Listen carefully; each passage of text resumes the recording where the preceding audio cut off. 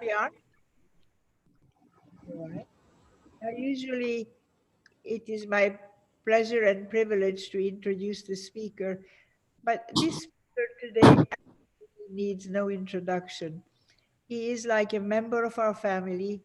He's brilliant. He got his knowledge, experience, and aesthetics from mother's milk, and here is Mama to prove it.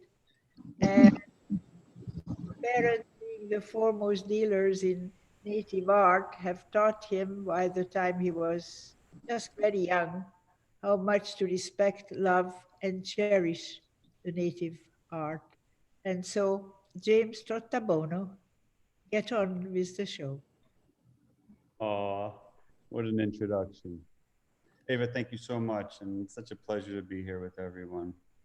A lot of friendly faces out there. Oh man, wonderful. Absolutely wonderful. Where to begin? Well, thank you, Ava, for asking me to come on, one of your infamous Saturday salons. I mean, this has really been an incredible tradition that you've begun in a pretty horrific moment in the pandemic, right? Every Saturday since maybe March, you have hosted someone to speak on something, some discipline that people are well versed in. And it's really a privilege to be able to be here.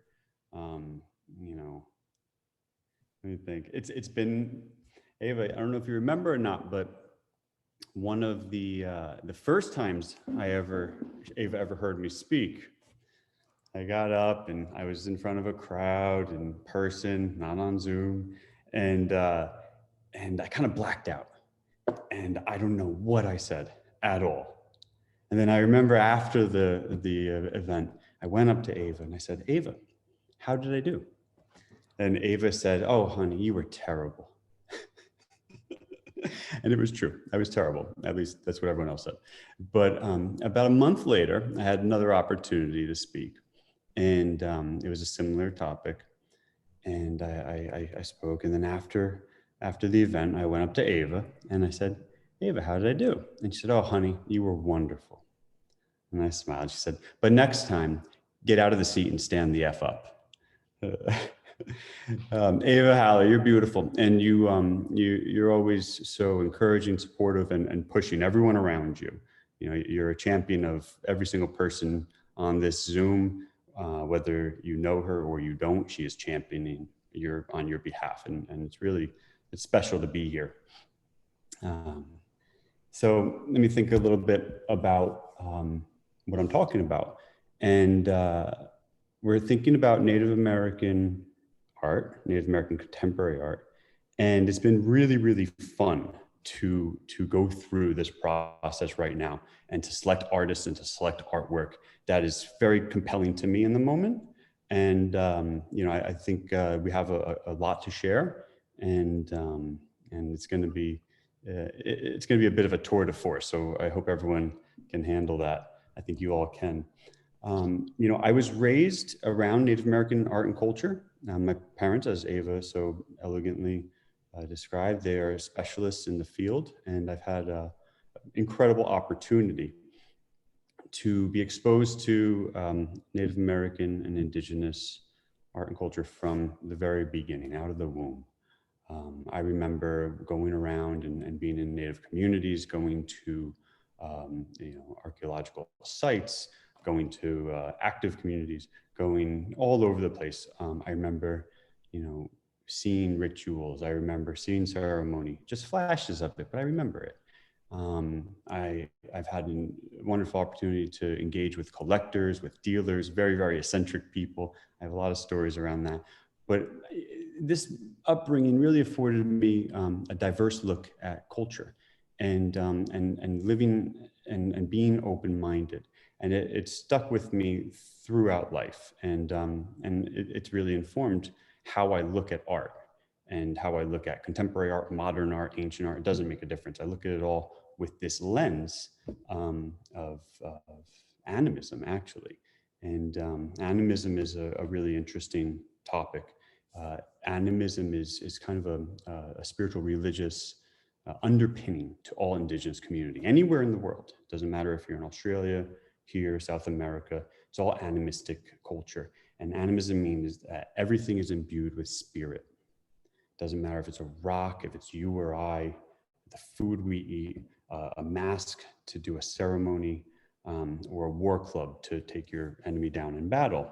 Everything has spirit in it. Everything is sacred. And the outlook in and of itself is just a really beautiful one. And it's one that it's really informed much of what I believe and what I do.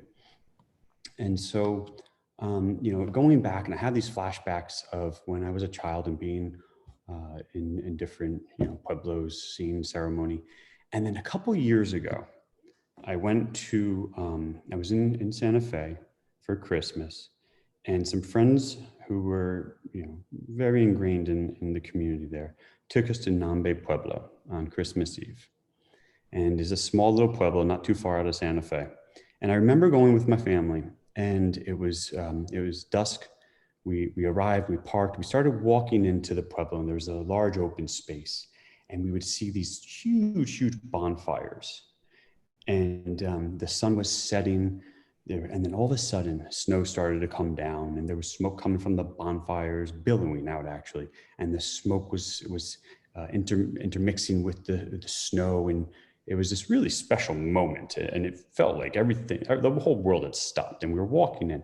And then if you follow your eye down the path of bonfires, you see a church, and then on the left there was a traditional kiva, and then all of a sudden, there's people around waiting, not sure what I'm waiting for, but we're waiting for something, in the air, and the energy, you could cut it with a knife. There was something powerful about to happen. And all of these native people, men and their children, boys, they dressed in animal regalia, in furs with large antelope horns, and they started coming out of the kiva. It's a circular structure, and they're coming out to the sound of drum beats, right? And we were able to witness something. It was one of the top 3 experiences of my life. I was transported to another time and another place, and we, for an hour, were in a trance, and not just an audience. We were participants. We were there. We were silent. We were observing, but we were also engaged in the process. And it didn't matter that I was, I'm a white guy. It didn't make any difference. There were many cultures there. But we were being guided and observing and witnessing this beautiful ceremony. And, I was really moved by it. And I want to go back every single year just to experience it again. But, that one time was enough, if that was it. And, this experience, and the reason I bring up this story is because it was so apparent to me that Native culture is just strong and thriving in a traditional sense, not just a contemporary sense. And that really is going to link in through a lot of what we're going to talk about today. Today is Native American, or yesterday was Native American Heritage Day, and Ava is like, don't forget to mention that, it's very important. I'm like, yes, it's true. This whole month has been Native American Heritage Month, and we're celebrating Native culture. And I mean, it doesn't take a day or a month to celebrate Native culture. It should be done on a daily basis, and respect. And what is this about, really? It's not about a colonial version of history. It has to do with respecting who came here before us, and the Native communities that were on this land and that had rich, thriving culture and societies. And just giving respect to where respect is due. And so I think it's very timely, and Ava, I appreciate you scheduling this presentation on the day after this, because it's a beautiful way to celebrate these incredible cultures. So I grew up in this world of art. My folks deal in early historic and prehistoric Native American art, but I've always been very interested in modern and contemporary art and the link there. And what I'm seeing right now is an explosion of Native American contemporary art in the public sphere. And it's a beautiful time right now.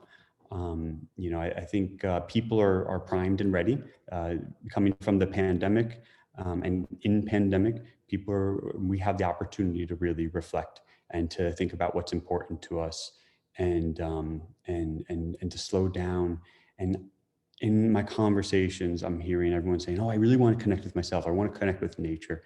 And there's an inherent connection to source, to land, to nature, that Native American artists and people are thinking about and connecting to. And I think that is really creating this moment where people are not just receptive to different ideas, but they're asking for it. We're in a moment where we want to look to the past in a way to help understand where our present is and maybe how to go forward. And I think there's a lot of opportunity to do that. And it's up to us to become curious and to have these open conversations and to learn. And Ava, this salon is a beautiful platform where you can really, magnify a voice, and and um, and and then these ripples, they just continue on. And so, it's not all beautiful though. I mean, there's a lot of heartache in this dialogue, in this discourse, and it's important to have this discourse. Um, there's a lot of issues with it. Native American population is a minority in our country, and there's tons of issues there. There's issues, very basic racial issues. There's gender inequality. There's terrible abuse that's occurring. There's murder. There's all kinds of things. There's tons of alcoholism. Nutrition is a horrific thing on the res. Access to good food is not the easiest thing, even clean water. So there's all of these different issues, and the Native American artists that we'll be talking about, some of them I want to just touch upon some of the early key figures that really paved the way for this avant-garde that we are seeing, that's growing in this sector. They're really talking about these issues and bringing discourse to them. I think it's really pretty extraordinary. It's a beautiful moment in human history. And not everything is all doom and gloom. There's also solutions, and there's also opportunity, and we're growing. And I think disruption. The pandemic has been a huge disruptor for every single one of us, and it takes disruption to embrace new ideas. And so again, I think the time is just really primed right now. It's beautiful. So I have a few notes right here. I'm not even sure I want to get to all of them because I'm already 15 minutes in, but let me just jump into the presentation. It's going to go a little bit fast. I apologize in advance because I really want to cover a lot of artists, and I want to highlight some of the ones that I find to be very significant and important. So let me see if I can do a screen share here. James, take your time. We love hearing you. Okay, everyone buckle your seatbelts. 3 hours are about to go on. No. 3 hours is, that's an ancestral journey, 3 hours. Oh, you can see me. All right, good. You with me? Yeah, with you, honey. Play slideshow. No one look on the left. Okay, ancestral journey, the power of Native American art and artists in today's society. And Heidi, thank you. Oh, I just want to give a quick shout out to Heidi. You're beautiful, you're amazing, and you've just been really helpful throughout this whole process and making this really streamlined. Thank you very much. Ancestral journey. So the first artist I'd like to talk about is one that probably many of you already know. It's Fritz Scholder. And, Fritz is just a great place to begin. I don't mean to just be obvious, but it's like, I don't even care. He was so revolutionary in terms of Native American art. And he was a breakthrough artist. He broke the boundaries, and he did something that other people were not doing at the time. And he was really talking, and he expressed a kind of a deeply powerful commentary on what it means to be Native American in the mid to late 20th century. And his work is just extraordinary. And I use the word extraordinary a lot, so I'll try to intermix other superlatives. But this piece is one that it just knocks me on the floor. His this isn't done in the 70s, and during this time period, there was a large recognition for his Indian paintings. This is called Indian on Horse, and I can't move that. And man, it is just stylistically amazing. And it is so shoulder. I mean, it's got shoulder all over it. There's a lot of distortions within the figure, and he often has a lot of distortion. And some of that is just stylistically being interesting, but a lot of that has to do with questioning the concept of a vanishing race and identity and what that means and who you were in terms of Native Americans were, where and who they are. And what he's saying in his paintings, I think, is Native American individuals, not just artists, are very much here and flourishing. And we need to look at that. And in the mid 19th century, 1970s, this wasn't really being done. And he was well trained. He was trained in Native American art and art history, as well as the broader Western and Euro canon of art and art history. So he's able to really pull and use all these different tools to just create these compelling images, with explosive brushwork and huge vivid colors. I mean, this is just this color field, and there's a Native American on a horse. That horse is looking at you and kind of quizzically, and he's floating in this background. He's like one of the great color field artists, and he's just doing it in his own way. And it's just, it's kind of alone on this field. And, his work it's bold.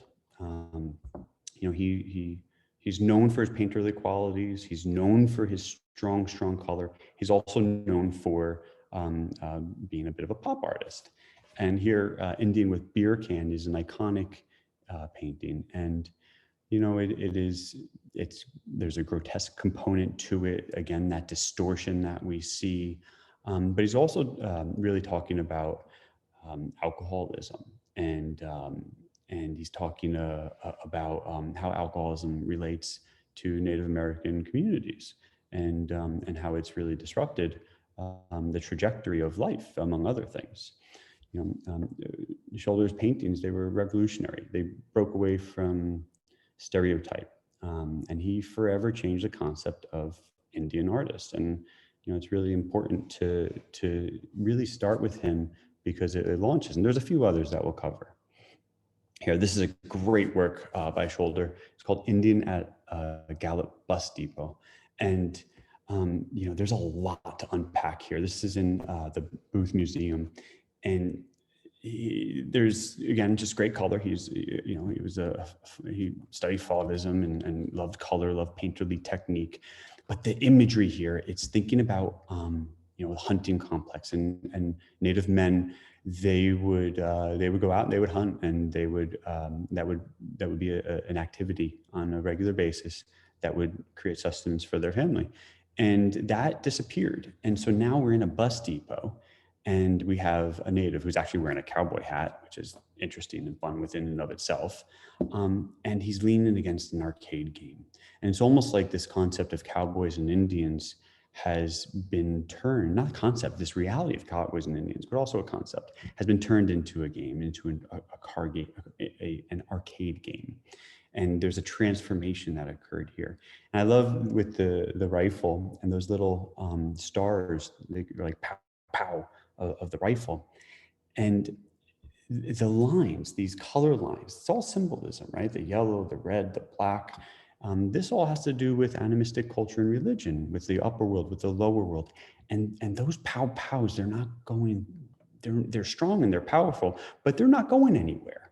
They are contained within this native symbology and iconography, which is incredibly interesting and powerful. And he's saying, he's leaning up there and, there's still strength. There's strength in his posture, even if he is, in fact, relaxed. Looking at the time. The next artist I want to talk a little bit about is a woman named Wawatra, sometimes called Princess Wawatra. And she is of the same tribal affiliation as Fritz Scholder. They're both Luiseno, Mission, California Indians. But Fritz, being huge, highly recognized and widely acclaimed, Wacha was not. She is underrepresented and little known, actually. But she was an important figure in the early 20th century, and very, very few people actually know about her. And I want to talk about her because of her strong sense of Native identity, without having many, direct connections to her early life. She, Wawacha, was adopted. She was adopted as an infant from a family, uh, the Dugan family, and they were based in New York. And they were a brother and sister, actually. Um, and the brother and sister adopted Wawacha and raised her as their own. And they, did I think, a beautiful job of what I've read about her. And they were a family of intellectuals, but also activists. And they really pushed Wawacha to rely on her mind, to read voraciously, and to follow her own path. Um, and she was brilliant. She was a genius. This image and this painting alone, I must show it. And this was done in the early to mid 1900s, 1930, 40, somewhere in there.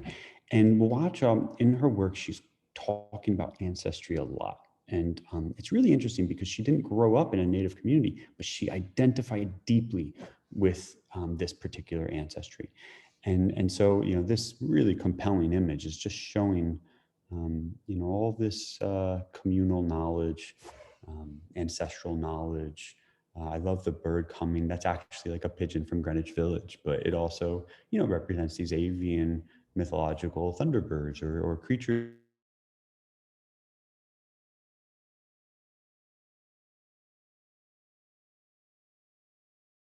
that give us power and energy, etc. It says my internet connection's a little unstable. Can you all hear me okay? One person, Heidi? Yes. Okay, great. Thank you. Washout, she was primarily self-taught, and you could see kind of a nice link to outsider art here. But she's really talking a lot about multi-generational, and so there's a husband, a father, a daughter, and then over on the corner there's a patriarch, and so this is all often in her work.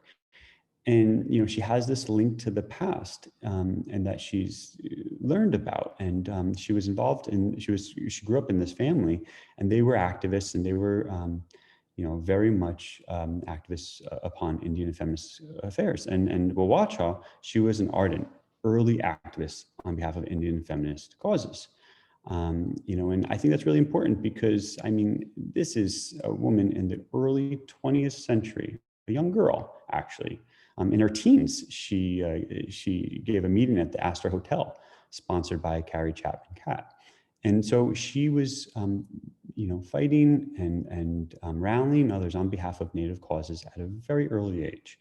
Not to mention she's an extraordinary painter. This next work I absolutely love, and it's showing matriarchy and again, a lineage where you have these elders teaching and communing and conversing. And it shows four people here, but there's actually five. There's four faces. And then on the far right, you see that line going down and there's two braids. And that represents Wawacha, I believe. And, and she is facing these elders and learning and giving respect. And I think the tradition and respect is something that we're going to keep coming back to. That's why I want to highlight this work. Oh, George Morrison, I love this man so much. His work is amazing. He's no longer with us, of course. He died in 2000. But George Morrison, he broke the mold in a way that even Fritz Scholder didn't even do. Here he's in his studio and he's around all these pieces of wood, and he was very well known for doing wooden collages. And Morrison, he really resisted being categorized as a Native American Indian painter. And he just did his own thing. And he was was in Minnesota, he grew up in Minnesota, but he went to New York, and he was really well situated right at a prime time in art history and American art history during the movement of abstract expressionism. And Morrison, he was taking his own sensibility around art and where he came from and his native heritage, but he was just doing it with pure abstraction. And these wood collages are what he's really, really, really well known for. And I'm going to show a lot about diverse mediums throughout this presentation. And Morrison's a great place to begin it because he is unlike any of the other abstract expressionists, or for the most part, most of them. He was doing this in wood, and this is actually a landscape. And he almost much of Morrison's work is around landscape and the horizon and where he grew up, and Lake Superior and Minnesota. And you can see 2/3 up, there is a horizontal plank of wood, and pine or something, and it runs completely from one end to the other with variations of red in it, and so the wood actually has this painterly brush like characteristic. And he was friends with with Franz Klein, and he did exhibitions with Pollock. I mean, he was right there in the heart of everything. Hans Hofmann, and he wasn't represented in the same way. I mean, he was a part of Modern Masters in New York City, the gallery. And it's just fascinating because his work is as strong as could be, and he's getting the recognition he deserves now, and it's growing. This is an early seminal painting that he did, and it's just stunning. Look at it. I mean, it just blows me away. And this is a landscape, and he has these horizontal lines, and it's built up with these impasto layers, and you have underneath the yellow, there's red, and underneath the green, there's yellow, and underneath the red, there's purple. These contrasting colors to create depth and dimension, and it's just stunning. I absolutely love this work, and it is the reason I say it's a breakthrough work for Morrison is because this was pretty early. It was done in 58, 59, and from here, he's really his vocabulary and the foundation for his painting style is really completed here. And then he uses this to launch in different directions, like this one here in 1986. This is called Untitled Lake Superior Landscape, and this is a really important work. And it shows that it's a very mature work. It's well defined. It's well honed. It's both very, very calculated, but it's also loose and free. And again, you see these contrasting layers underneath with this amorphous cloud throughout the middle. That on 2/3 up, there's that horizon line that you see. And they're spiritual in nature. They're abstract. They're disassociated from Native American typical iconography. However, they're hugely spiritual. And there's a quote, and Morrison says, "I seek the power of the rock, the magic of the water, the religion of the tree, the color of the wind, and the enigma of the horizon." I should be going a little bit faster, everyone. T.C. Cannon, I don't want to have to run through T.C. Cannon because look at him, he's amazing. Here's T.C. Cannon in his studio. He died early, he was 33 years old when he died. But he left behind an epic body of work, and he's in this studio, which looks like it's insulated everywhere. And this first work of his that I'm showing is a self-portrait in the studio. And it's interesting because he's redefined and reinterpreted, himself, and it's just this. But this is who he is. This is how he saw himself, and he was Western. He was native. He was multicultural. He was well traveled. He was well studied. He studied under Fritz Scholder. Actually, he's standing on a Navajo weaving on the side of the wall. You see a painting of. I think that's an African Dan mask, and then there's a European modernist painting above it, and then the background is his one of his big inspirations, which is the Southwest. and New Mexico, and those colors and those shadows. He was just a, a brilliant, brilliant artist. I mean, his hand was, unparalleled. Here is a really interesting work named Soldiers. It was done in 1970, and right down the middle, he's referencing this dual identity and being torn. He's referencing many things here, but on the left side, he's got that warrior complex. On the right side, he also has the warrior complex, but he has it in terms of an Anglo, and he was in Vietnam, so he experienced war, and he was a scout in Vietnam, and so he really is embracing this dual identity and also talking about it. And it's also like he's being torn though from each arm. It's like he's being severed right down the middle. And here is a wonderful work named Two Guns Arikara, 1974. And, it's just, there's a lot to say about this work. I don't even know where to begin. Again, these a multicultural pulling. He has the pants of the scout in the military, but he has traditional garments everywhere else, and he's wearing a choker, and he was Kiowa, and so that would be a traditional Kiowa choker and the earrings. He's got these two guns, but just look at the painting quality. It's superb. It is absolutely sublime, and and his ability to mix up the background and the foreground. And it has, he's, the figure is a bit lost in there, and he's kind of pulsating within it. At least for me, he is. And those little circles all in the background, those could reference bullet holes, but he hasn't been touched by any of them. And there's scratches on the chair. There's violence there, but he's strong. He's composed. It's a really important, extraordinary work. And this, oh man, this is amazing. Its title is Grandmother Gestating Father, and the Washita River Runs Ribbon-like. He was also a poet. This painting is a painting of his grandmother pregnant with his father. Canon is paying respect to family, lineage, ancestors. He's going back in time. He's highlighting the importance of grandmothers and mothers and passing down cultural traditions. She's walking just strongly and firmly. He's talking about women's role in carrying Native culture forward and nurturing the second generation. All of these things are absolutely critical in an environment that was sought out to erase Native cultural heritage. The woman, that female lineage, matriarchal lineage, is critical in preserving culture and passing it on and keeping it strong, not just preserving it, but helping it to flourish. And with his pregnant grandmother as a subject, Cannon makes a monument to Native women that helped keep Indigenous culture alive. And I just want to sit back and we have Native leggings with a parasol.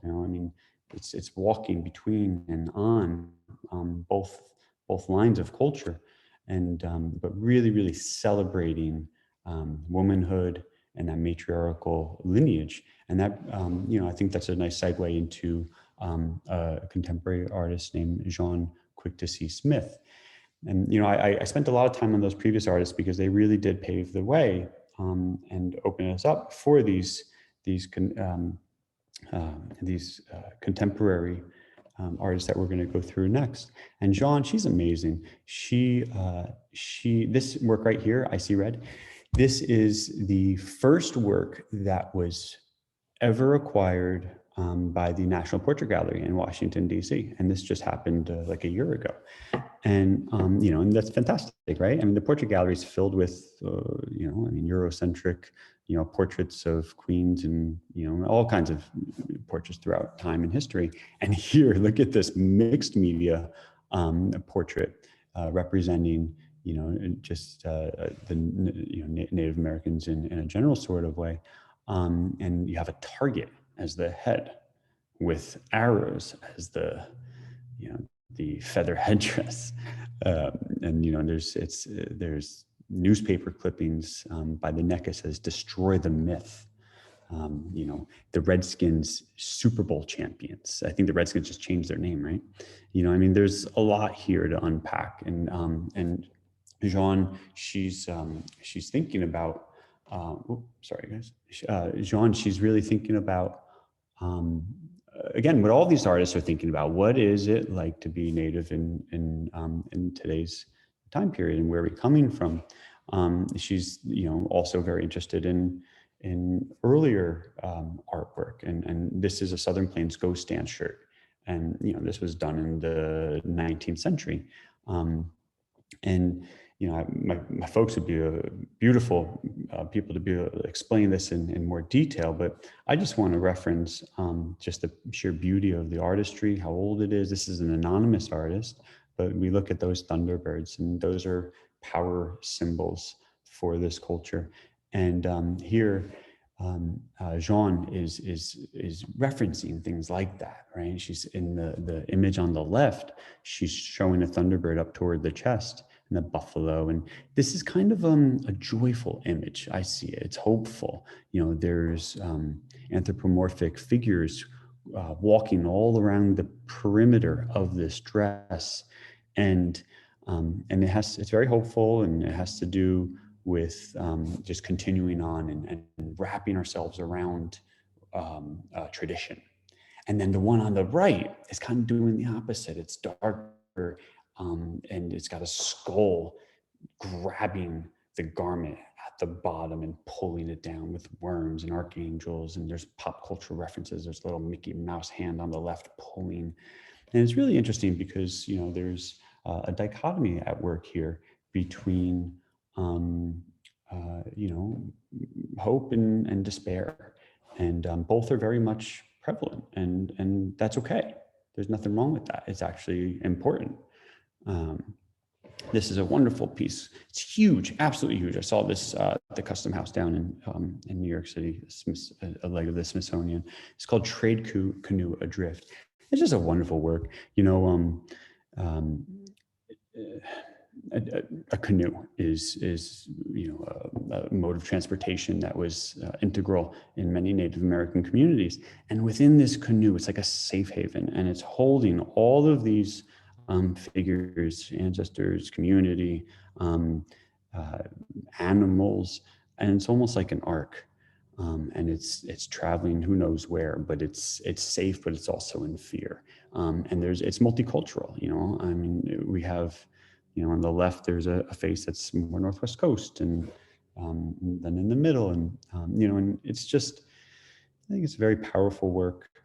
If you see this in person, you're just enveloped in the strength of it. It's really significant. And Jean is one of the I consider her one of the really key artists. She's just thinking about where she came from, as all these artists are, and where they're going, and what it means to be a Native artist today. This next artist, Kent Monkman, is doing the same thing, and Kent Monkman, he's next level. He's a Cree artist up in First Nations Canada, and here is a mural he did at the Met in the Great Hall, and it was a commission. Again, a really big deal, and this happened in the past year or two. And here is a close-up of that particular image, and Monkman is really interested in gender, in race, in rewriting histories, rewriting a Eurocentric look at history, at myth. And he has fun with the work, and his painter, I mean, he's so painterly, is really, really incredibly well trained. But we just seen a really interesting look. And there's a woman in high heels, or it's a transgender or gender fluid individual in high heels, reaching out and holding the hand of a slave in cuffs, and then looking at us. She's holding that person's hand very strongly and firmly, and they're going to reach out and help. But then she's looking, and there's the European soldier begging. He's so pale, he's almost dead, and she's just kind of like missing his hand. And there's a lot of humor in here. It's subtle humor. That particular character, Monkman would consider her his gender fluid alter ego, Mischief Eagle Testicle. And here is Mischief Eagle Testicle, and she is just in charge. And this work is called Expelling the Vices. And there's just a lot going on here. You know, we have just it's biblical, Mount Rushmore in the background, the priest running. You know, I love the soldier releasing his rifle, and it's very phallic and it's explosive, and she's taming, and not even taming, she's, you know, cleaning up, and she's whipping, and she represents, you know, everything, nature. She represents, you know, the good. She is the hero complex. And here Monkman has this incredible work called Struggle for Balance. And this is really powerful. And there's just a lot of art history happening in this work.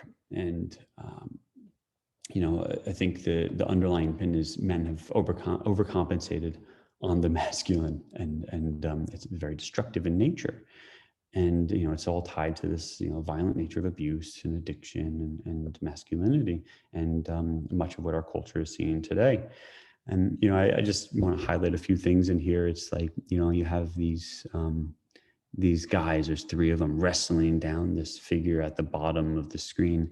And it's like a Picasso, you know, they're wrestling down, you know, and grabbing, you know, a Picasso, and thinking about, you know, out with the old guard, in with the new. This is what's happening now. This is real. You know, in the background, you have that Catlin painting with the buffalo robe over the shaman, you know, and like in the corner, just like there, like putting down his flag, putting down his staff. And, you know, I mean, you have people running, there's fire, there's destruction. The eagle's great. You know, eagle is always a significant element within Native symbology.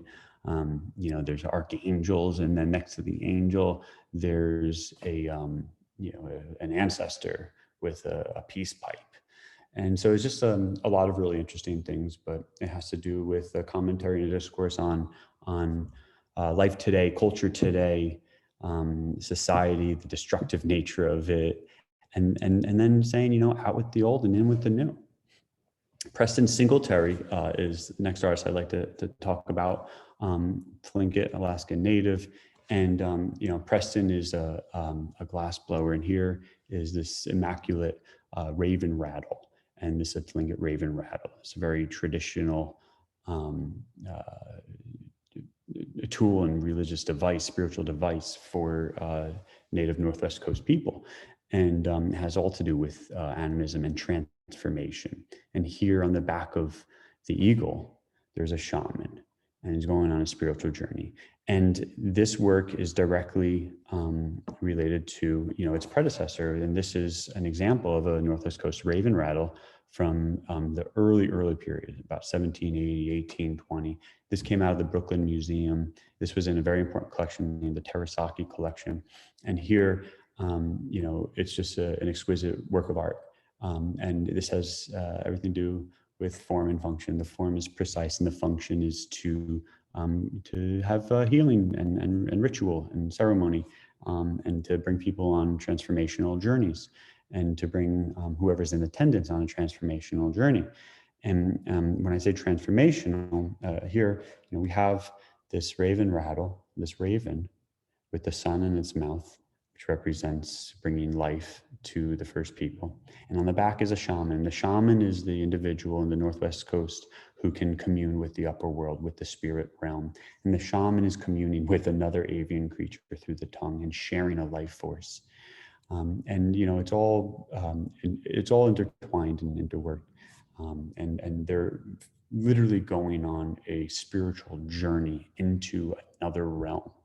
And this is the stuff that I grew up being exposed to and learning about. And when I see artists like Preston, you know, who are just taking it to another level. And when I say another level, here's Preston, you know, firing glass. This was in Santa Fe a few years back. And he had this mobile, you know, glass blowing, you know, setup. And we're talking about transformation, shamanic transformation, going on transformational journeys. And here, Preston is transforming glass, and it's another level of transformation in a modern way. And he's turning something from nothing into something sacred, something beautiful, and something special. And he in that raven rattle, some of that iconography had to do with it's called formline design. And I want to talk a little bit about formline design with this corner-oriented box, this bentwood box. And this is also an early 1790, 1830 Tlingit carving from a master carver. And on the box, right down the middle, that's the bent portion of the box. On either side, are these images. And there's eyes and a mouth on the right, eyes and mouth on the left. If you step back and you look at them at the same time, they create two eyes. There's figures within figures within figures on this formline design. The great scholar Bill Holm, he's the one that came up with the concept or the definition, or he coined the term formline design, and it was very helpful. It's what everyone uses today to explain this type of artwork and what we're looking at. And what we're looking at is immense complexity, and all about transformation, all about animism and animals and humans working together in harmony to protect whatever's inside the box or whatever's happening next. And here, Preston is doing his modern take on formline design, and he did it in glass. And this is his bent box, and it's just a monolith. It's an absolute masterpiece. And this leads us into the next artist, who I just want to touch on really quickly. Basically every single one of these artists should have a presentation about them independently. But what I want to do is do a quick survey just to talk about how exciting it is right now on this front line of contemporary Native American art. And we're moving in a more contemporary direction. But to go in that contemporary direction, I just want to step back to the 19th century and talk about Charles Edenshaw. And he's, in this world, Edenshaw's coming out of this world. He's influenced by these individuals who created this box and that raven rattle. And he's one of the few people we know the name of in this early period. And he was a master carver. He carved in wood, he carved in stone and argillite. He also carved these incredible bracelets. And these are, early as pre-1879 and just hugely refined and just an absolute exquisite work of art. And this one is complex and just a pure masterpiece. And, the reason I want to bring up Edenshaw is because, we're going back into the early centuries in Northwest Coast formline design, and then we pop up a name. We have Edenshaw, then we have Preston Singletary, and all these people are informed by their predecessors. They are standing on the shoulders, so to speak, of the people that came before them, and then elevating us to the next level. And this man here, Nicholas Galanin, is next level. He is really taking what came before him, incorporating it into his discourse, and projecting it he's catapulting it into the future.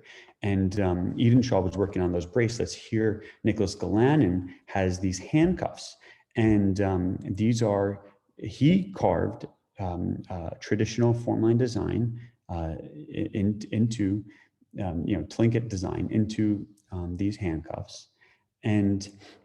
But these handcuffs are not just ordinary handcuffs, and the name of this work of art is called Indian's Child Bracelet. And, Galanin has engraved the shackles used in boarding schools where the US government tried to assimilate Native American children by stripping of the culture. And he did this with, designs of Tlingit formline. And in the process of doing so, he's reclaiming the oppressor's tool.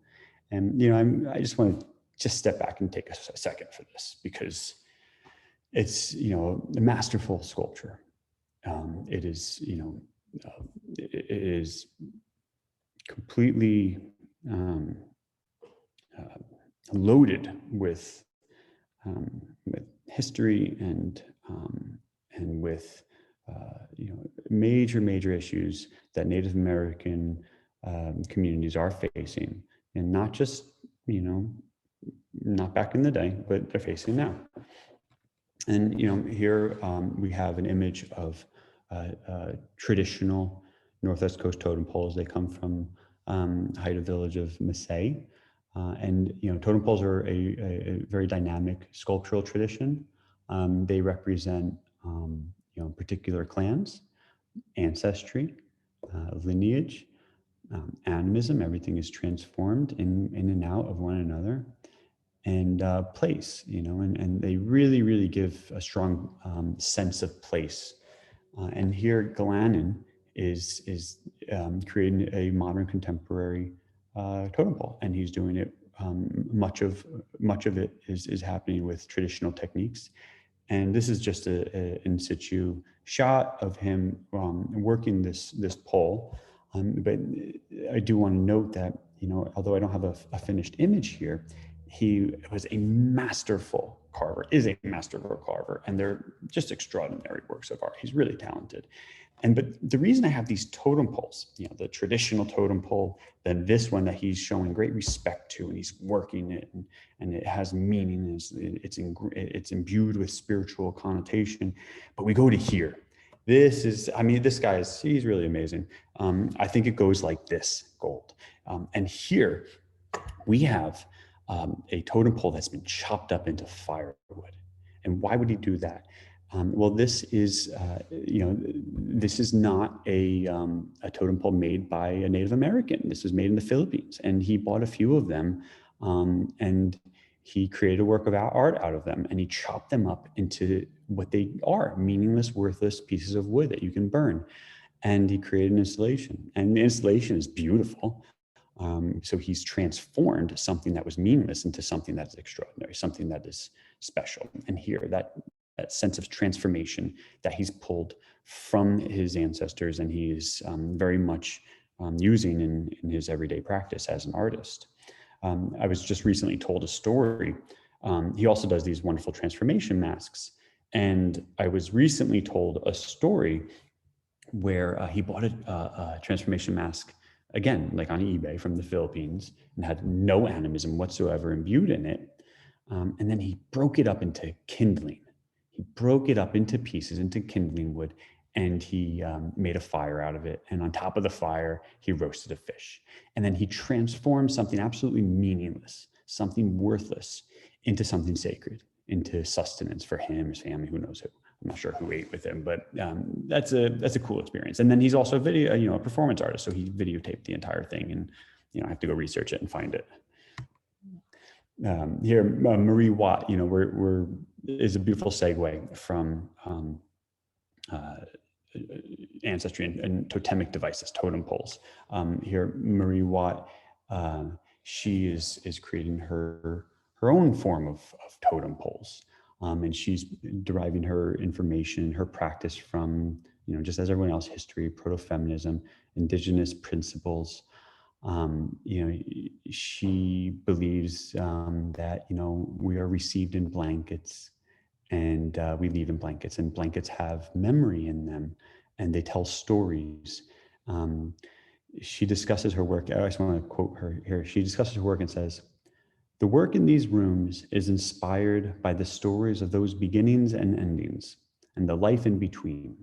I'm interested in human stories and rituals implicit in everyday objects." She goes on to say, "I find myself attracted to the blanket's 2- and 3-dimensional qualities. On a wall, a blanket functions as a tapestry, but on a body, it functions as a robe and living art object. Blankets also serve a utilitarian function. As I fold and stack blankets, they begin to form columns that have reference to linen closets, architectural graces, memorials, sculpture, the great totem poles of the Northwest, and the conifer trees around which I grew up."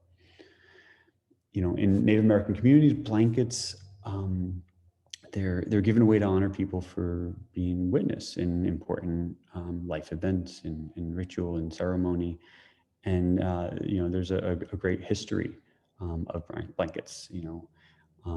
She's she's a really special artist. And if anyone ever sees one of these, please let me know. I'm on the lookout. I want one. Here's a large scale weaving that she did. And, often this is called generous one's chair, observer, ancestor. She works both solitary, but also often collaborating with community. And her large scale works are often realized in the context of an open call to community sewing circles. And the participants who partake in these sewing circles range in ages from 3 to 90 something. And bringing back this tradition of community in her practice is something I think is really special. She's in circles, we share and we identify with each other. We tell stories, not always, but sometimes, and we're able to connect. And in some of these large scale works, they wouldn't be possible without the effort of many. And from the effort of many, we can get something really sacred and beautiful and special. Here's another work that she did around all of this. And here, an artist named Brian Jungen. He's another northern northwest coast Athabascan artist, and he's thinking and working. This particular grouping that I'm going to show you is around transformation masks, and Brian Jungen is he's very interested in diverse mediums, in reclaimed materials, and transforming them into something sacred and beautiful. He works a lot with Nike shoes, and he was of the generation of Michael Jordan, and he was moved by Jordan, and he went into a Nike store and saw all the the Air Jordans everywhere, and then he had this vision of transforming them into something sacred and spiritual and powerful, and he transformed it into a transformation mask. And he's pulling from again the people that came before, and on the right we have an articulated mask it's an owl mask. Really superb examples, very, very early. It was done in about 1830 to 1860. This mask came out of the George Terasaki collection. And those eyes on the mask, they roll back and forth and they move. The mouth, the beak, it moves. And in ceremony, all this movement makes it alive, and it brings it alive. And Native people can commune with the spirit world, and they can get guidance in how to live life and prosper. Whether it's talking about how to feed the community, how to asking for rain or strength in an upcoming war endeavor. And here on the left, we have Jungen. He's masterfully dissecting an Air Jordan, a shoe, and then he's reassembling it in this really incredible way. And he does it again here, and then we see the connection. And when I would first see these, I would be like, oh man, there's leather on a wall, and I didn't get it. And then my eyes were opened, and I realized that he's really building upon the past. And on the right, we have just one of the great works of art, humanoid bird mask, Shimshin or Tlingit. And if you put your hand right down the middle, the top half is pure human. It's this incredible trance-like gaze. And then if you move and just focus on the bottom half, it's pure animal. And it is really two in one.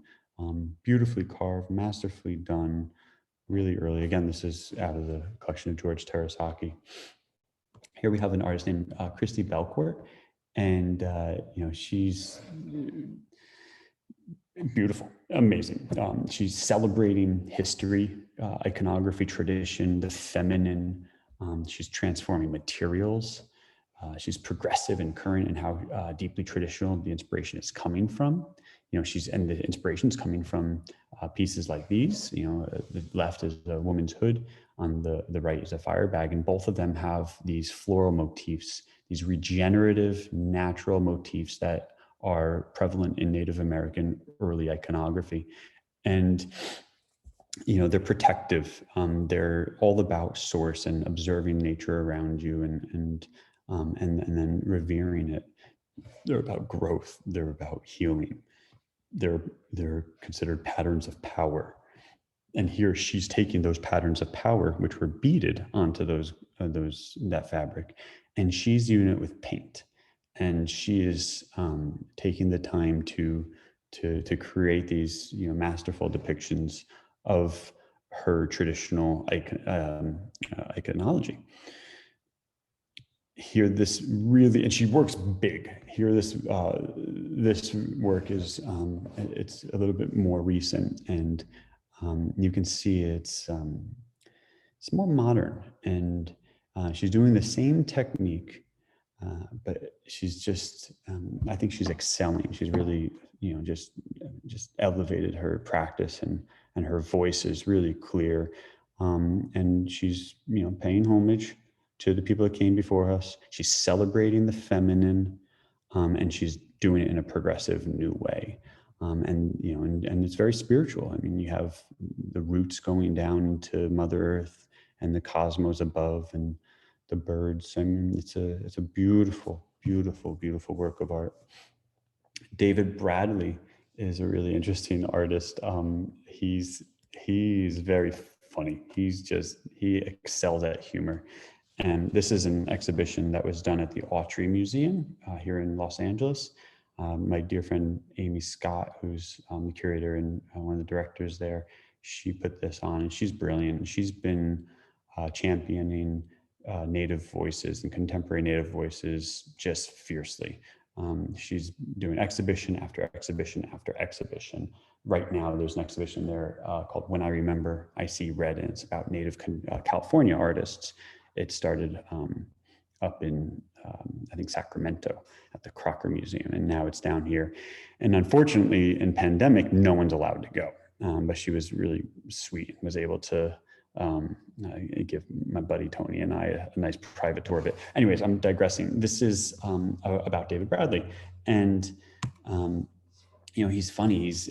He's embracing that. And here, this work is called "End of the Trail," Tonto and the Lone Ranger Revisited. And Bradley is doing a role reversal, and the Lone Ranger, you know, Tonto's pointing at the Lone Ranger, and the Lone Ranger on the right, you know, he looks like, oh, what did I do? I don't know what I did. And you know, it's just, he's caught, and you know, on his saddle, there's a little Gucci bag with money coming out of it. And then, you know, there's one of Tonto's buddies is tying the horse's feet together to trip him. And in the background, you know, often Bradley's, his backgrounds are these complex cities, and he's talking about tradition and modern day and commercialism. In the background, he's often doing Santa Fe, also in California. You have Hollywood on the right. You have on the top left in the mountain, you see traditional architecture, Pueblo architecture. And on the right, above the Hollywood sign, you have like the Grim Reapers in clouds going forward. And on the left, by the traditional Pueblo architecture, you have these Pueblo, you know, cloud motifs that are like fighting back. And there's this push and this pull that's happening in all of his work. And they're really fun. And if you dig in, you can see that there's a Tokyo massage, a cabaret, a pawn shop, Navajo trucking, all kinds of interesting things. In this one, you have a native sleeping, right? And to sleep, perchance to dream. And getting all these text messages, sorry. And we have a native sleeping, and in the background, we have Santa Fe and McDonald's, Taco Schmacko, a casino. And then by his feet, there's a skull, you know, and he's sleeping kind of peacefully, but he's holding on to his dagger, and he's ready to act in any moment. And in his dream, you know, there's predators everywhere. There's a snake. There's, you know, a mountain lion ready to pounce on him. In the clouds, you know, the predators, the cowboys, you know, with the cattle. He's really just fun and just refreshing, I think, in his way of communicating Native identity today and living in an Anglo world. And here, this is a really fun piece. This is called El Farol, Canyon Road Cantina. El Farol is known as the oldest bar and restaurant in Santa Fe. El Farol is famous for food and music. Here, Bradley is actually playing saxophone right there on the stage. The artist is playing saxophone. And if you go to the far left corner, that woman there, that's Georgia O'Keeffe. And she's seated with movie icon Billy Jack. And then right next to them at the table, it says reserved, there's Bill and Hillary Clinton. And if you see on Bill Clinton's suit jacket, there's a hand popping up, which we assume is Monica Lewinsky. This is just, there's a lot here. There's a lot of local characters here, local Santa Fe characters. And, I have some friends who are going to be like, oh, that's so, and that's that person, and so on and so forth. At the bar, you have a guy who's passed out and he's writing something, and his ears all patched up. That's Van Gogh. It's just a lot of fun. Definitely a lot of fun. Here we have Wendy Red Star, and Wendy is she's strong. She is a strong, powerful artist. Oh, did I do this one first? Well, anyways, yesterday, day before, something. One of these days was Thanksgiving, and she is. A lot of her work and her practice has to do with a false sense of context and also humor, but it's very serious, and it's all these things all at once. And her, she's half Crow, and she's also can pass as a white woman, and so she's making fun of the Indian squaw and like that romanticized idea of what we think that is. And in the background around the Thanksgiving dinner, it's also like the Last Supper, right? Around the background, there's all these skeletons. And, it's a very serious discourse, but at the same time, it's lighthearted. And it's a way to just to make note of reality. And it's in your face, right? It's hard not to be, but it's also fun, and it opens up an opportunity for discourse. And that's what all this is all about. All this is about just an opportunity for discourse. And, I'm a student and just learning a lot. And I just want to learn a lot more because there's a lot to say here. And, on that table there, look at all that food, that's not like good, healthy, organic living. There's Spam and oatmeal cookies and, Kraft cheese. It's like fake cheese and American Spirit cigarettes and, gambling money and all kinds of stuff. It's interesting. This is titled The Last Thanks. This next work, again, absolute feminist number 2. Again, she's looking at the idealized images of the American Indian, that romantic idea of a squaw. And this is her and her daughter. And it's just a really beautiful image also, it's like these really vibrant colors. The Crow are known for really, really, really vibrant contrasting colors that shouldn't work, but they do. And here she's really, she has that traditional bag on her lap, and, they're both dressed in, elk tooth regalia, but the background and the bottom, the rug, it's like, it's trippy. It's psychedelic and surreal. And it's like, what are we looking at? And what is reality? Is it this romanticized view? And they're both smiling. The child, I love that smile. It's like, no, it's not. It's not this romanticized view. It's something different. It's something contemporary, modern, and more important. Oh, I love this guy. This is one of my best friends. This guy's name is Tony Abeda. I don't know if he's on here or not. If he is, I love you, buddy. And Tony is, he's amazing. He's an incredible artist. He's an incredible human being. He's really a champion of just people in general, but he's definitely a champion of Native voices. And he curates a lot of exhibitions, and he's always lifting up his contemporaries, and he's highlighting really important work, and he does it selflessly. And I really admire him a lot. Here he's in front of a classic Navajo Ute first phase blanket. And that's another lecture in and of itself. It's one of my it's a favorite type of work, a blanket weaving complex. But this is kind of as good as it gets. It's just beautiful lines. There was recently, a few years back, a major exhibition at Pace Gallery that was comparing these types of blankets with Agnes Martin paintings, and the beauty and simplicity within the lines, the spirituality within them. And here's Tony giving a thumbs up. He's just a positive, optimistic guy, and you can see that in his work. This is a really kind of like a happy, joyous image and painting. It's titled "Where I Was Created From," and he's often talking about his connection to nature in the past, and he's, I think, a good artist to see that there is a limitless reservoir of creativity and inspiration that we can have access to if we open ourselves up to our past, up to the powers that be, up to the universe, etc. And this painting reminds me of a double helix, and it's essentially it's creation. This is the essence. And it's lyrical and it's fun. You see a little baseball in the painting from here and there.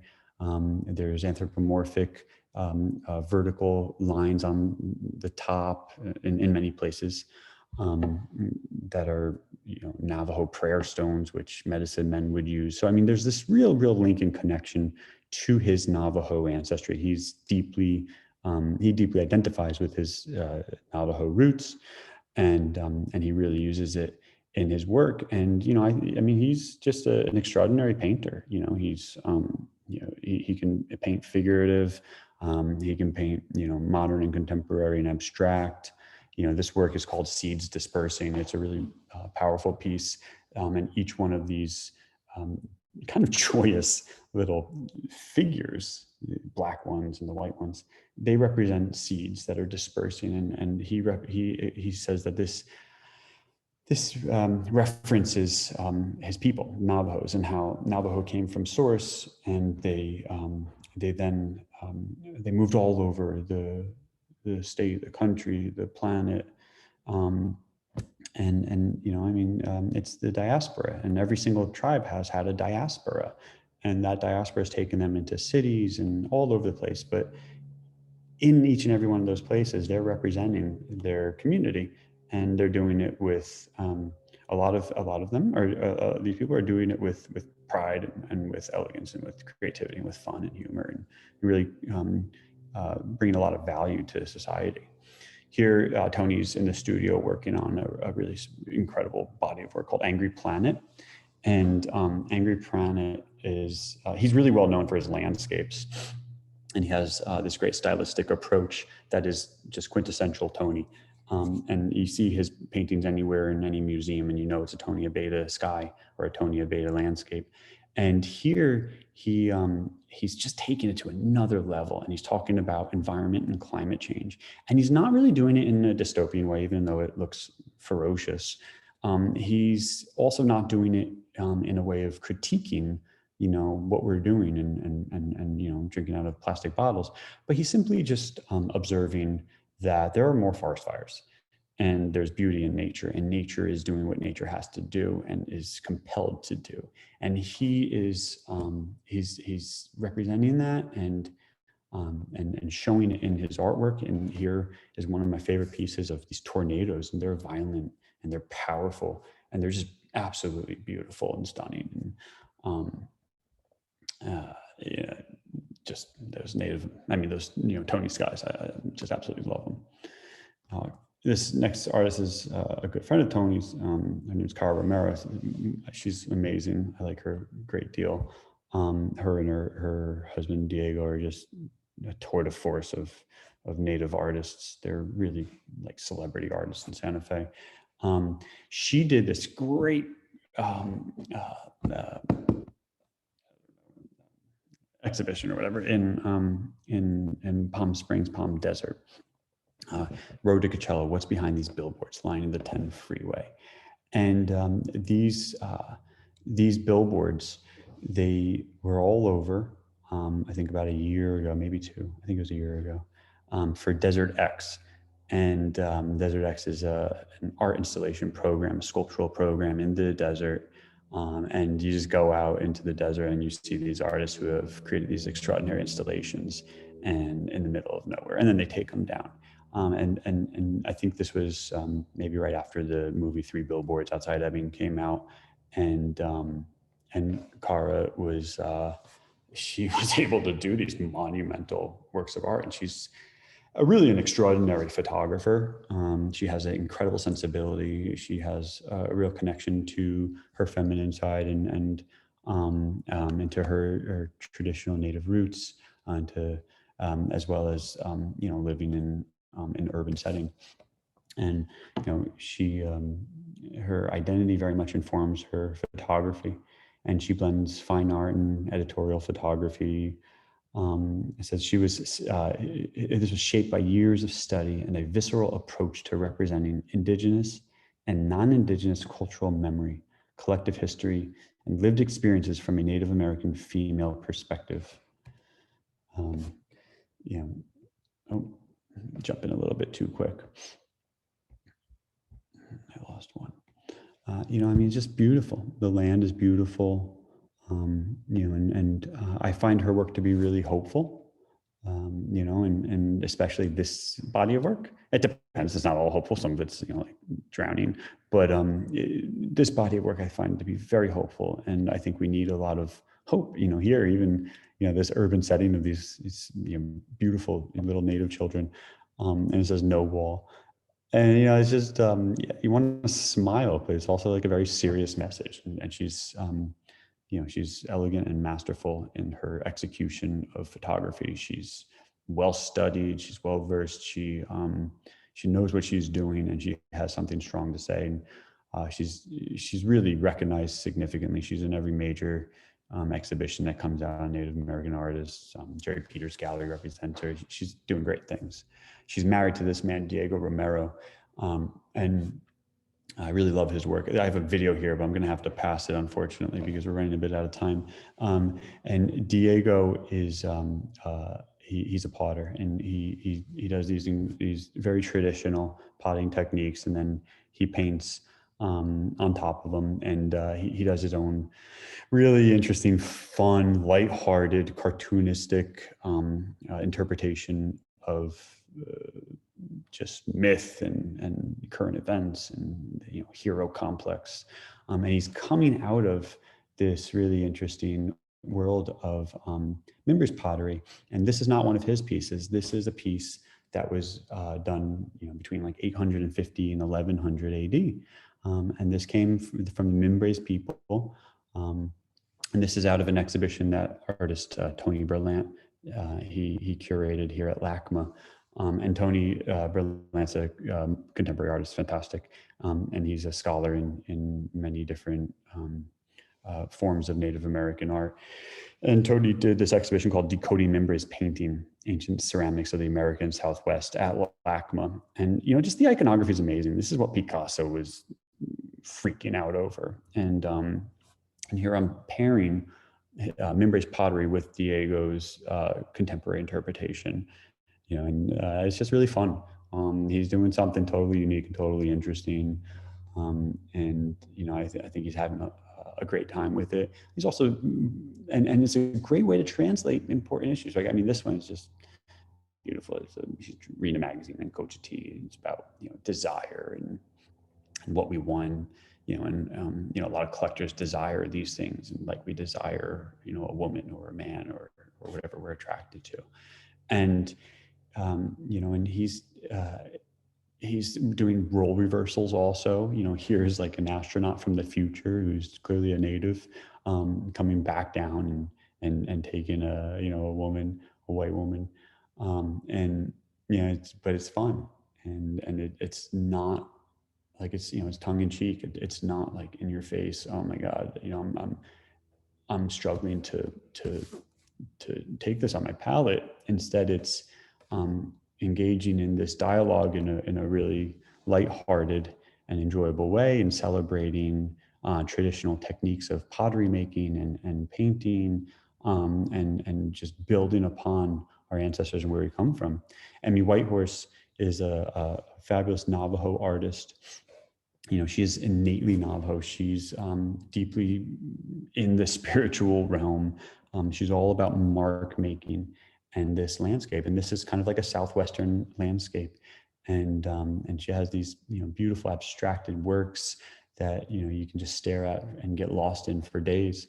And a lot of this it all has to do with nature, seeds, growth, regeneration, all these little squiggly lines. They represent, little insects moving and burrowing, worms, ants, and the trails that they left behind, and just slowing down and taking a moment to observe the natural world around us. She believes that when we are disconnected with ourselves, it's nature that's going to heal us. And when we're having issues internally, we need to embrace nature and go back out into nature and let that be our soothing and our healing experience. And then I just want to finish the artist portion of this presentation with this man, Chinupa Anska Luger, and he is a badass. He's really, he has a strong voice. He has a lot to say, and he does so in multidisciplinary ways. He uses a lot of diverse mediums. He works with a lot of community. He's very, very active. He does video installations, large scale installations, smaller, etc. He was raised on Standing Rock Reservation, North Dakota. And he's really interested in social collaboration as it pertains to timely and site-specific issues. Here is a large-scale work that was community-based that he did, where he produced these works of clay. How do I describe it? So basically, he put out and through social media and had a rally cry to ask for people to send him these balls of clay, and each one represents a different person, right? And then he put it together to create this this image. And this image is by an artist. I have her name here. I forgot her name. It's oh man, do I have it right here? I forgot her name, excuse me. But this work is a photograph by a native artist, and it's titled Every One, this Chinupa's work. And this represents the crisis surrounding murdered and missing Indigenous women, girls, trans, queer community. And there are thousands and thousands of documented cases in both Canada and the United States. And each one of these balls represents a different missing individual. And this has gone on tour, and this is a community-based project to raise awareness to a crisis that's happening right now, right in front of us. And this is the type of work that Chinupa is really interested in. He really excels at, in my opinion. Here's another one. This was done during the Dakota Access Pipeline, and he's from that area. And he, he had there was a rally cry, and he was able to respond as an artist, and because of his following, he was able to create a major impact. And he again put out on social media a technique of creating these mirror shields, and people made them and sent them in, and then they were used on the front lines during the protesting. I think he really excels at Craft's capacity to engage community. I love that. It's this red warrior. It's empowering his community, empowering participation, and he flourishes within these contexts, either within or without inside or outside of a museum. It doesn't really matter. He says, I quote, "As artists, we live on the periphery, but we are the mirrors. We are the reflective points that break through a barrier." The last two pieces I'm going to show are from a series he did. It's currently, or it was in Site Santa Fe, a museum in Santa Fe. It's a contemporary art museum. And this is called Future Ancestral Technologies, We Survive You. And they're just really fun. And they're empowering, and he's empowering his community. and also, open up the discourse. And this is about environment. It's about a changing landscape. It's about, where we're going and how we're going to get there. And here is this van that's, reconfigured, and it, looks like a snail or something.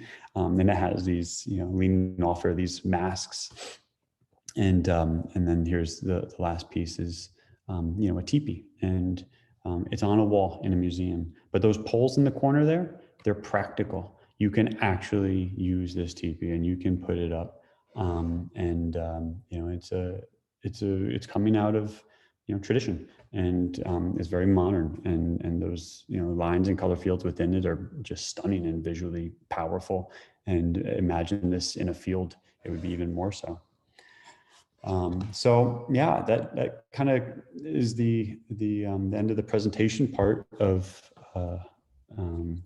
this little talk. And let me see how I get out of here. Stop share. Questions. Oh, we'll get to, yeah. So, I just want to say, we're really at a pretty extraordinary moment in art and human history. And we just saw a lot of artists, and I hope it wasn't too much for everyone to take. But, there is a growing sector of the avant-garde today, and there's a lot to say. And I think society is primed right now for it, and the art field and the art landscape is primed. Artists, Black artists, African artists, and artists of the African diaspora have really had a matured moment in their artistic practice. For the past 10 years, it's been swelling, and it is just absolutely exploded. It's at the top, and it's really being respected and being collected and discussed and shared. And Native American artists are doing that right now, and it is swelling. And there's a lot of people who are proponents of it. I've named a few. And I really feel that, there's a lot of institutions who are reshaping their collections right now.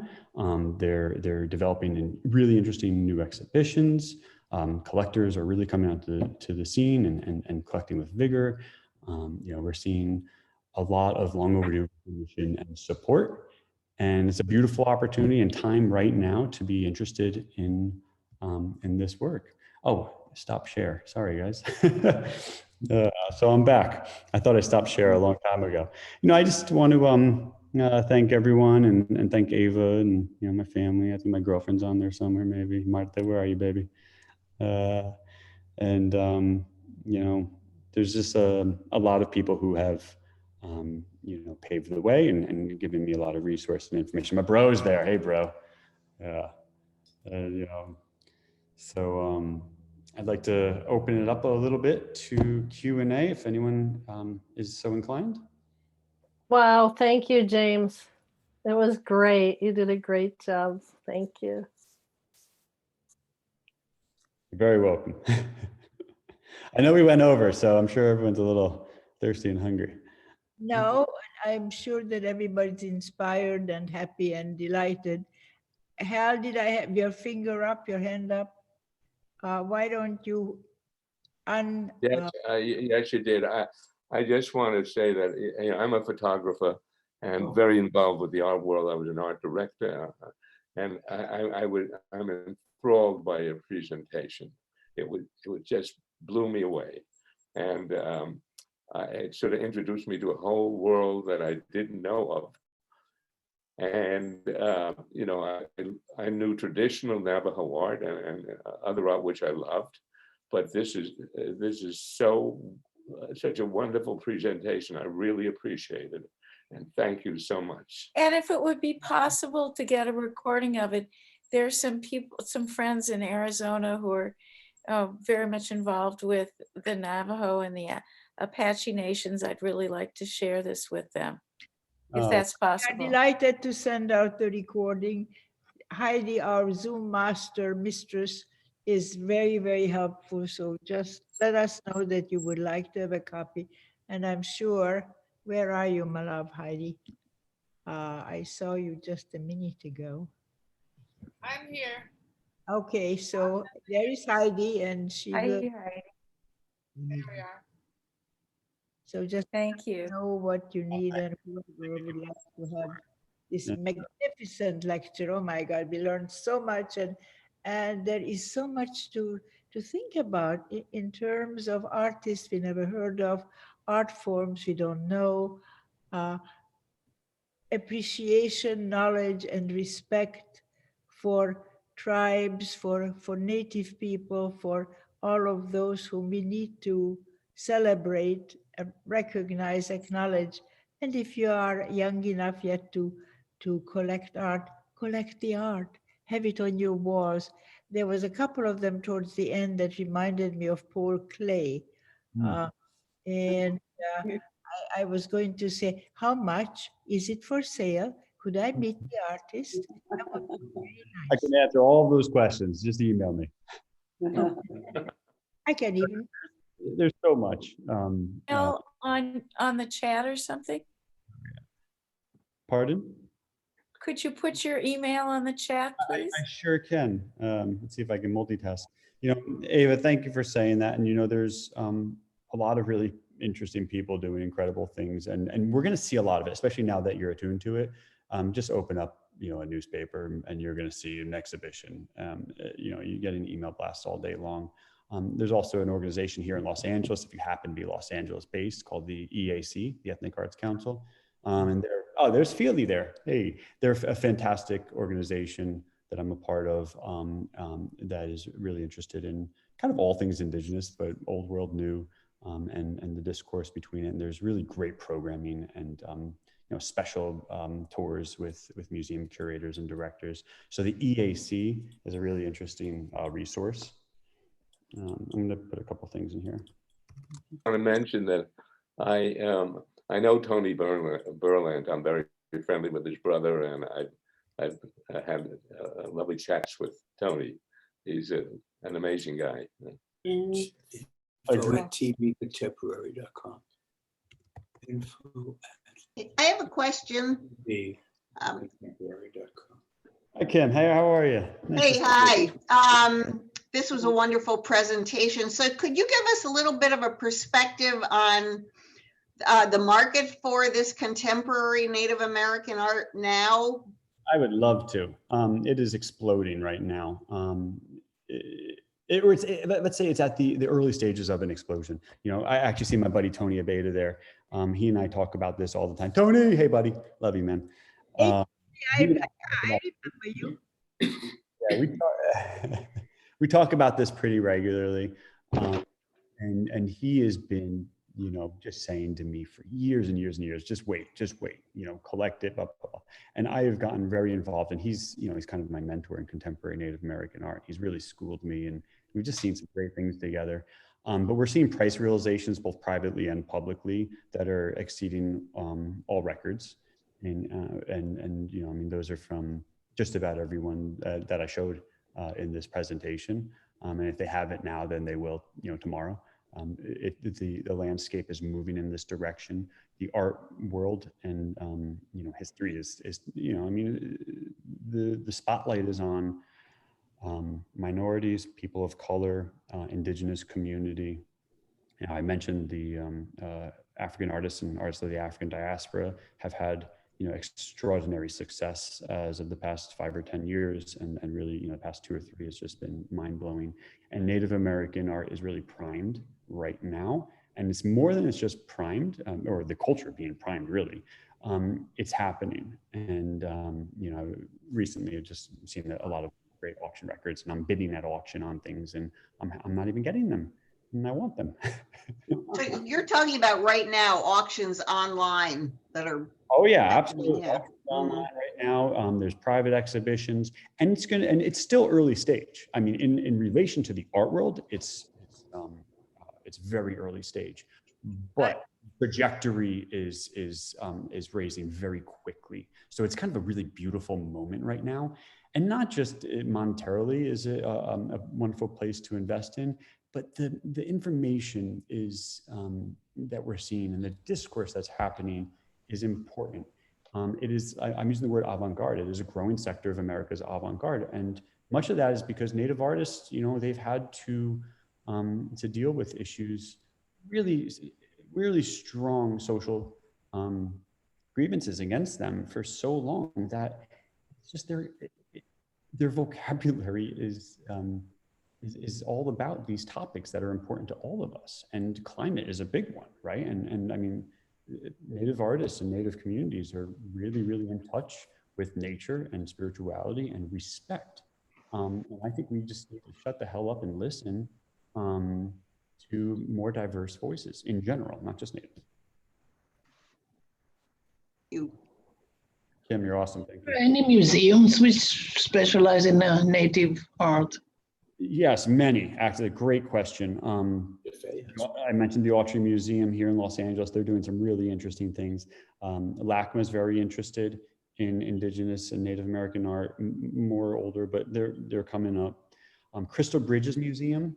This is Alice Walton's museum in Bentonville, Arkansas. American Art Museum. They are really doing interesting things.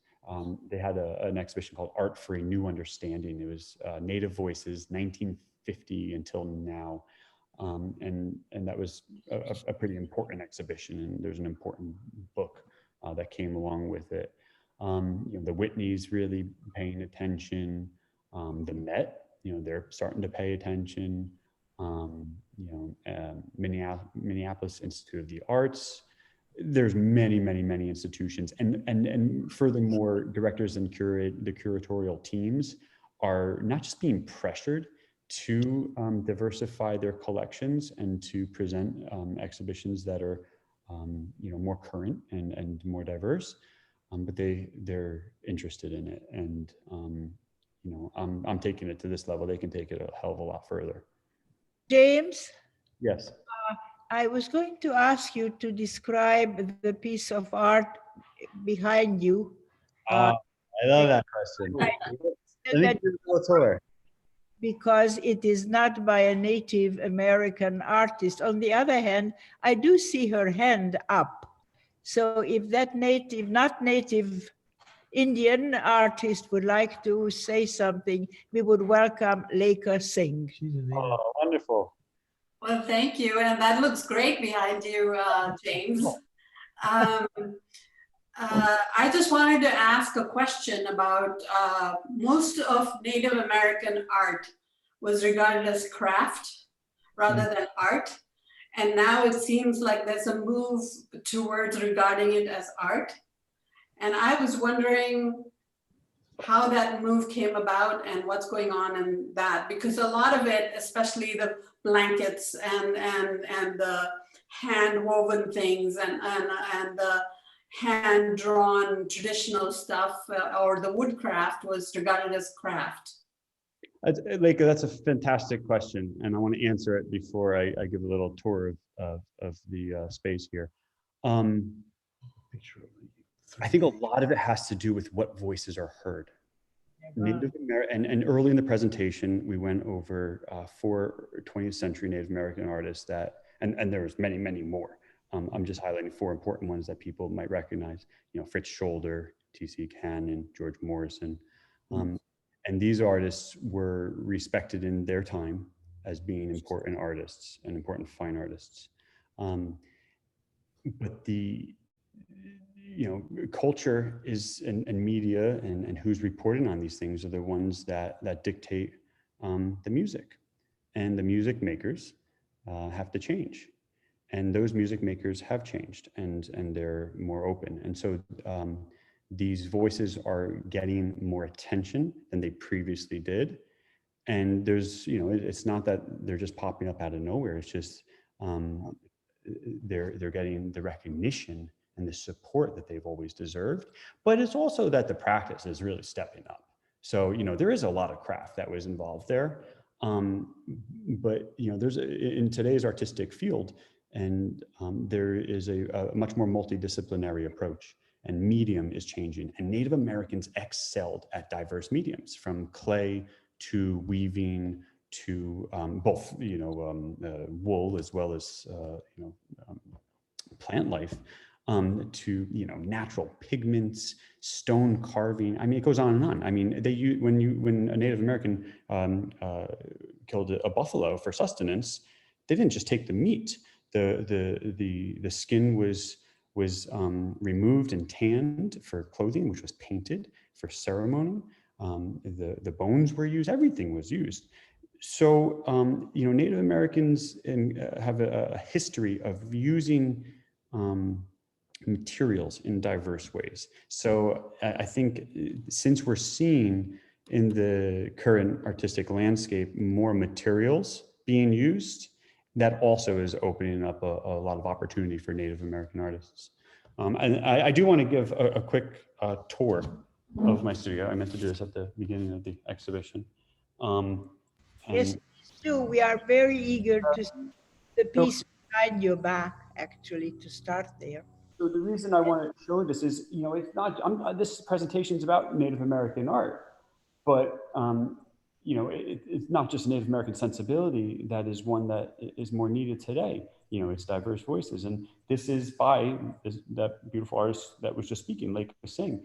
And, her practice, and she could speak better at this than I can, but is very much thinking about and focusing on nature and tranquility, and the beauty and everything around us.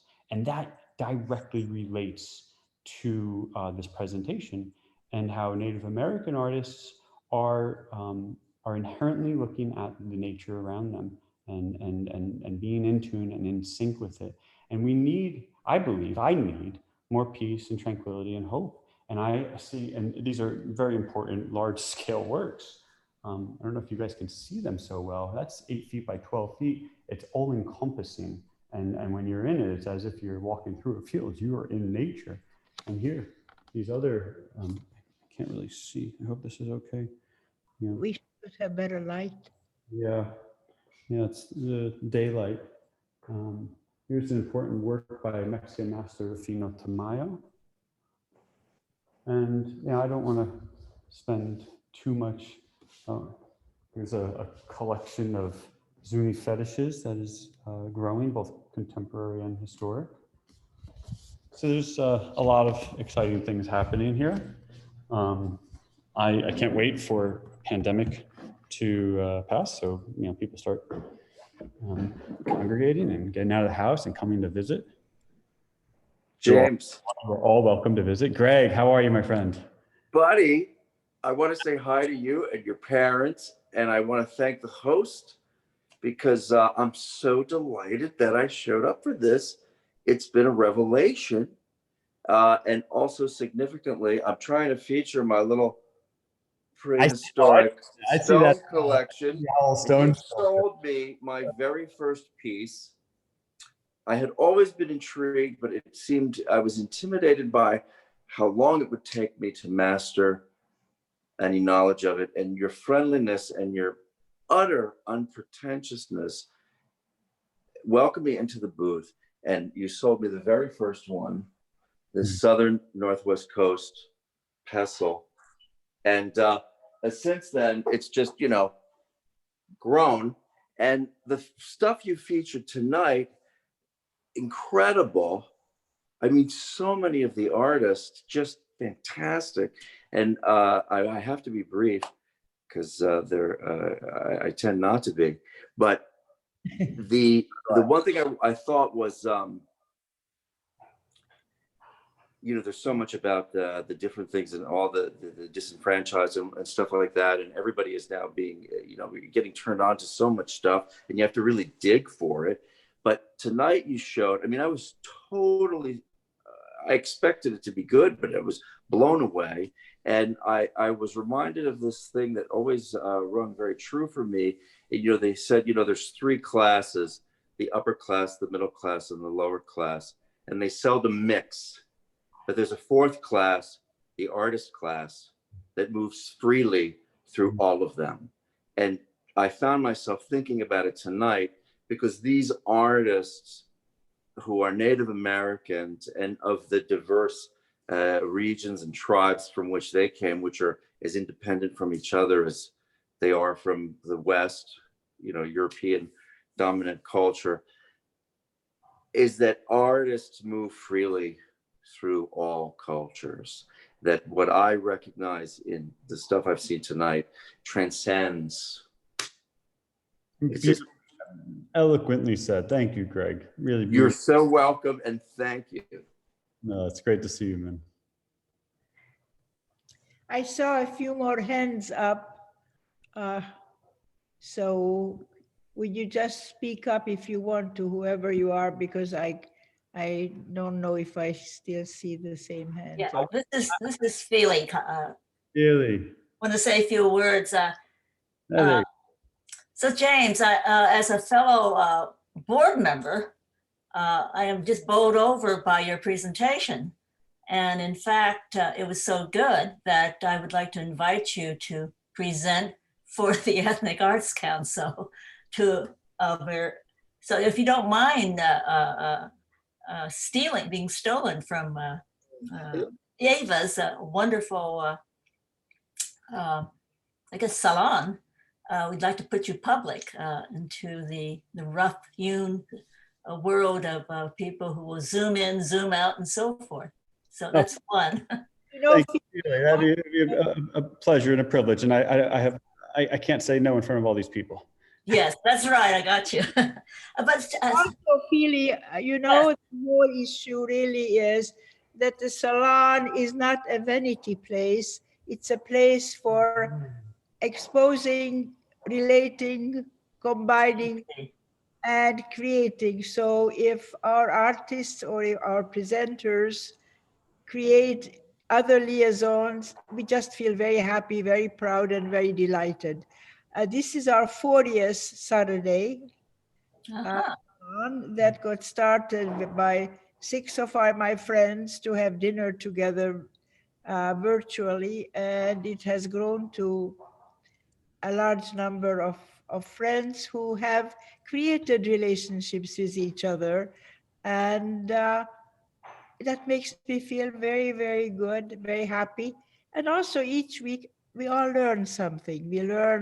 Maybe we learn something that is knowledge, but we certainly always learn more love. We are so isolated in our quarantines that when we get together every Saturday, and I look and I see Linda from Canada and Catherine from Washington and Leica from Dallas, and all of you, just Caroline from New York, all of you give me such a sense of well-being and joy that this quarantine has not destroyed our life, our social life, our love life, our life to be together. And so, you know, it's our pleasure. Please take him away. Yes. Thank you, Eva. I see a few other people out here. I want to put my girlfriend Martha on the spot. Baby, can you say hi? Eva was asking after you a little bit earlier. Yeah, which one is she? Take off the microphone. Figured it out. I looked for somebody young, beautiful, with long hair, and I sort of like, you know, I figured, and then it says Martha. I said, oh, I got her. Inspiring girlfriend Martha. Martha, say hi, baby. Where is she? Hi, Eva. Nice to meet you. Where is she? Baby, wave. Say hi. Hi, I'm here. I'm talking. Oh, there she is. I'm very shy right now, but it's a pleasure meeting you. She's my true inspiration. Yeah. Yes. So unless you have more comments, and we always want to have as many as there is around, next week we are going to do something very, very different, far less uplifting, but necessary. The Monterey Institute for Non-Proliferation, that has been sort of like I probably started as a CIA operation, and I'm not sure what it does now, but it has been tracking and concerned with and documenting what happened during certainly the Trump era of Russian and United States proliferation kind of things. So it will be very, very interesting. And Dr. William Putter an old friend of ours, will be, who is the head of the Monterey Institute for Non-Proliferation, is going to be presenting. So it's not going to make your heart warmer, but it certainly will give us knowledge about things we ought to know about. So I look forward to seeing you all. Thank you. And Ava, thank you for coming. Thank you for Thank you, Ava. It was wonderful. And thank you, James. It was fantastic. And thank you, all family of James. So I have such a pleasure to see Anna and all of you together, and old friends who sometimes come by and other times don't, like Michael, whom I just seeing now. Anyhow, every time when it's over, I say to us, I would have loved to have said hello to Marlies. I'm so sorry I didn't say hello to Francesca, but I see you all and I'm thrilled by this all. And yes, Susan Dool, thank you for reminding us that this is the month of the Native people. So, and It was thanks everybody. Thank you all so much. What a pleasure. And Ava, you're amazing for hosting this and for pushing everyone to be better and to. Could there be possibly another word that not push, sort of like making me feel more delicate and feminine? Suggesting, you are encouraging. Pushing. Thank you, Mom and Dad, for all the love and knowledge and freedom you've given me. See, a lot of people out there want to thank Jerry. I love you, Jerry. That's right. Yeah. Yeah, there is a lot of connections here. And hello, Lloyd. So I see you all hopefully next week. Which is? Okay. Bye, Kim. Take care.